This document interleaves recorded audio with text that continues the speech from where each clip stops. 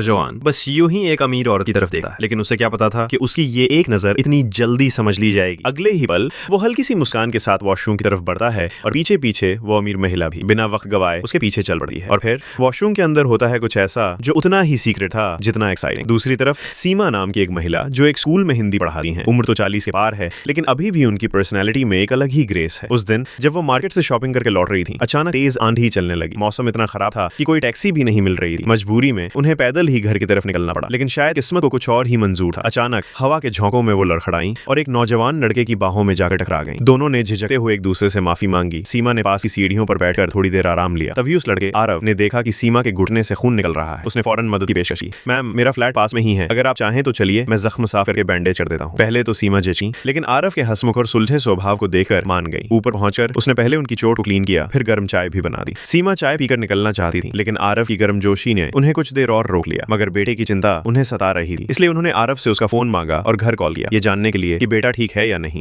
उसी दौरान जब सीमा बैठी थी, उनकी लंबी और सलीकेदार टांगे आरव की नजरों से छुप ना सकी। उसकी नजरों में कुछ था जो सीमा ने फौरन महसूस कर लिया। अचानक उसने उन्हें ठंडी पट्टी लाकर दे दी। ये देख सीमा थोड़ी सहम गई। उन्हें अंदेशा हुआ कि शायद ये लड़का कुछ ज्यादा ही इंटरेस्टेड है। उन्होंने तुरंत कहा, मेरा एक 8 साल का बेटा है। शायद ये कहकर वो एक दूरी बनाना चाहती थी, लेकिन फिर भी सीमा को एहसास हुआ कि ये लड़का न सिर्फ स्मार्ट है बल्कि दिलचस्प भी। खुद को किसी इमोशनल उलझन में फंसने से बचाने के लिए उन्होंने निकलने का फैसला किया। जाते जाते आरव ने कहा, मैम एक बुक तो लेती जाइए, मेरी फेवरेट है। सीमा ने जल्दी से किताब शेल्फ से उठा ली और घर लौट आई। रात को जब वो बेड पर लेटी और उनका बेटा पास में सो